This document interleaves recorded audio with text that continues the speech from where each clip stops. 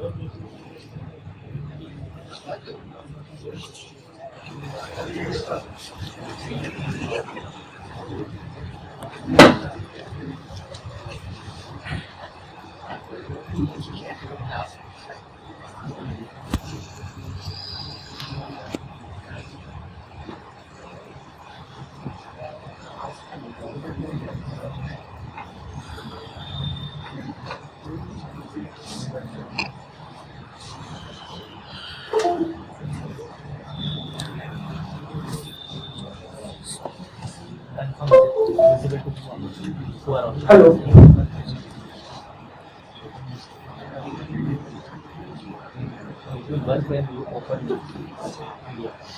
Hello.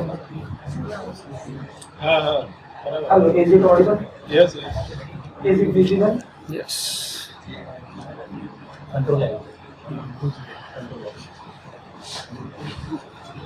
May I start the presentation now, sir? Okay.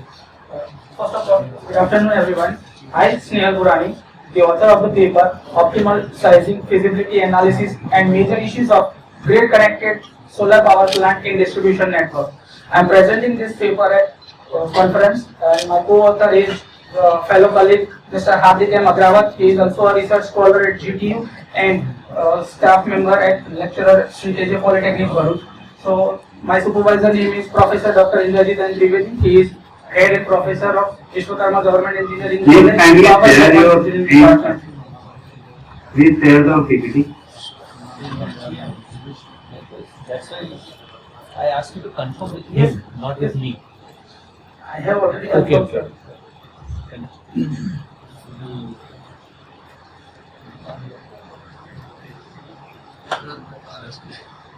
Make the whole screen.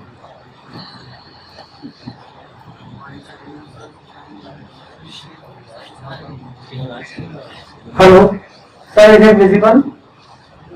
Yes, yes. Now it's Okay.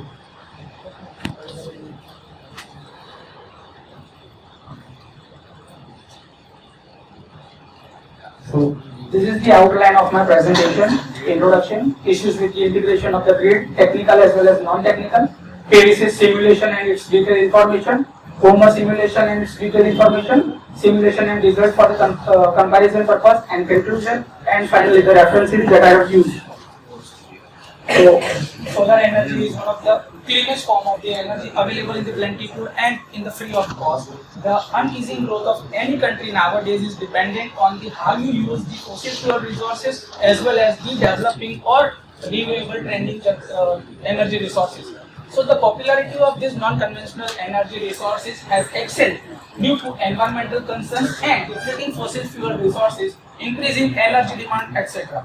So the renewable resources of power generation are environment friendly and emphasized more due to the increasing popularity and growth globally. But there are several issues with integration into existing grid network. So first of all, before moving to the technical constraint, we are going with the non-technical issues. So solar irradiation is available during daytime only and it varies with the place to place and time to time. So second most important issue is with its capital investment, because the capital investment is so huge that no one is affording. So the government is offering several benefits like subsidy and some other policies to develop this infrastructure, and still it is less effective even after the subsidies. Now, the third issue is the efficiency of the solar power plant. It is less, and operational issues are governed by the IEEE 1547 standards. This 1547 standard suggests that the capacity of 5 megawatt or below the capacity of the plant are not generating when the grid power is not available. So in that case, even if your generation is there and daytime is there, solar power plant is producing the power, but the grid power is not available, it is not converting. So the consumer has to bear the losses with the same. Another major concern is its storage of the electrical power, though it is generated at the time of scarcity of the power, or sometimes generation is very high, so at that time we have to store the power. So there are several solutions reported in the literature, but the most effective solution is the battery storage. As the capacity of the storage increases, the size and the cost also increases. The main issue with the storage is the recyclability and reproducibility of the batteries. Now, moving to the technical constraints. So first of all is the fault current. Whenever if PV generation is contributing or if the daytime when PV is working, so at that time it is also generating and the current flowing is in the opposite direction from load to source. Whereas in case of conventional power, the source is generating power and it is going in from source to load. So feeder capacity should be such that they can accommodate this kind of current, and at the same time if the current is less, so relay will malfunction or relay will not operate in case of the fault. So fault current is also a major concern with it. Second is the reverse power flow. In case of reverse power flow, whenever we are injecting a renewable energy resource, the flow of the current is bidirectional, as we have seen. The conventional source forces the power from source to load, whereas in case of renewable, the power is flown from the load to source. In this case, if the reverse power flow is there, in case of if consumption is lower than the generation of the power, and it is injected from the load end, and the nature of this injected power is the intermittent because it is dependent on time as well as the insolation available at this place. So this may affect the relay operation. Third is the protection blinding. Here is we are seeing this the 55 kilowatt solar power plant is coupled at the load end. So the relay 2 is seeing the fault current only which is less, but the fault current is contributed by the renewable energy resource as well as the conventional resource. So relay may malfunction and not operate for the fault. So this is the principle. Now the last is sympathetical or the nuisance tripping. In this case, relay may maloperate or not issue a trip signal, and it will affect the reliability of the system and causing the trouble.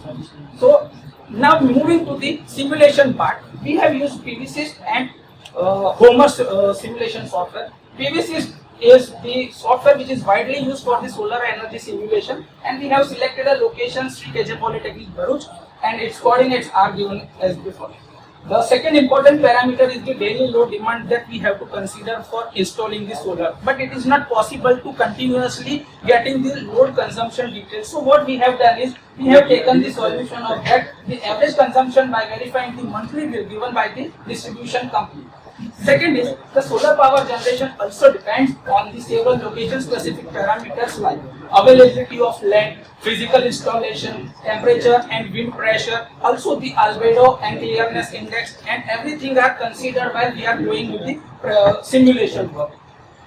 So the first step is to start with the preliminary design and choose the configuration in the site. So we have to accommodate the coordinates of that location. The next step is to enter the values of albedo, that is reflection and temperature specific details. The higher voltage represents winter temperature, winter operating condition, and the lower voltage represent in the system is summer operating condition. The orientation is designed such that the loss factor is 0%. For simulation base, we have used solar panel of polycrystalline material Topson Energy TEL24P315 and inverter INVT IMAS BG12 KTR30 is taken. With this tool, one can design the shading scene and also perform economic evaluation whether it is feasible or operational cost is justified or not. Second tool we have used is Homer simulation. This Homer is a tool which is designed for the microgrid specifically, and the full form is hybrid optimization of multiple energy resources. So with this software we can implement more than one type of renewable energy resource and justify that whether the installation is feasible or not, whether the installation is paying back within the operational time limit or not. So with this we can simulate this thing. So first of all, what we have done is we have, before installing the solar at our location, we have taken the bills of last 5 years, and after 5 years we have found out the average monthly consumption, that is 1628 is our demand. So what our amount of PV we require is divided by 30, so it is 54.33 kilowatt hour per day, that is our requirement. The efficiency of solar is 1.16 or 16.21%, and installation available at our location is 4.20. So this is how we have calculated, and the required plant capacity is 25.20 kilowatt peak. So we have installed at this location 25.2 kilowatt power plant. So this is the interface of our solar PV system, PVSys. In this we have used this we have used this Topson energy polycrystalline material slide, and we have made 2 sub arrays for the accommodation of this. Total 80 modules are required, and the plant capacity is 25.2 kilowatt peak, and required area is 156 meters square, which is like this 25.2, and area available is like 156. Yes, this 155.40 meters square. So this is the area requirement. This is the inverter that we have used BG30 KTR for the simulation purposes. Now this is the pictorial representation and actual installation at our site. So there are 5 different strings, and the same is modulated or designed in the software itself. And the total power capacity that if we calculate, then it is 25.2 kilowatts, like this. So these are the result after the simulation purpose, and filling all the details, we are getting this. We are getting this 3.76 kilowatt hour per day generation for 1 kilowatt power peak, and these are some losses, and the amount of energy injected is given here. Similarly for 30.2 kilowatt peak, and now this is the Homer interface where we are installing 25.2 kilowatt peak. These are the capital investment that we are going for the purchasing of the solar panels and installation, inverter installation cost and everything. The resultant value is this, that we are dependent highly on the renewable. Out of 100% energy we are utilizing, the consumption is mainly on this renewable part. So we are helping nature, and this is a good approach. So, and Only 1 minute. yes sir, yes sir. Simple payback period is 7.21 years, which is less than the operational lifetime of a solar, that is 25 years. So this shows that the return of investment is high, as well as the payback period is less than the operational life of the solar. So it is a feasible solution. The similar is 30.2 kilowatt peak system, and the conclusions are: the simulation report suggests that the plant installed at both the locations are feasible and economical investment. Also, PVC simulation suggests that nearly 4 kilowatt hour per day is produced for 1 kilowatt peak power plant. This finding is very important to for the consumer who are directly willingly install the rooftop solar at their location. Result also shows the renewable penetration is above 80%, means we are majorly dependent on renewable energy resources. So we are using environment friendly resources for our purposes. The payback period is very less than the operational lifetime of the installed power plant. So the positive return of investment shows that it is cost effective as well as the feasible solution. So these are some references that I have used. If any questions, I am happy to answer with best of the knowledge I possess. Thank you. Any questions, sir? No. Thank you for the patient hearing. Thank you so much. Will you the next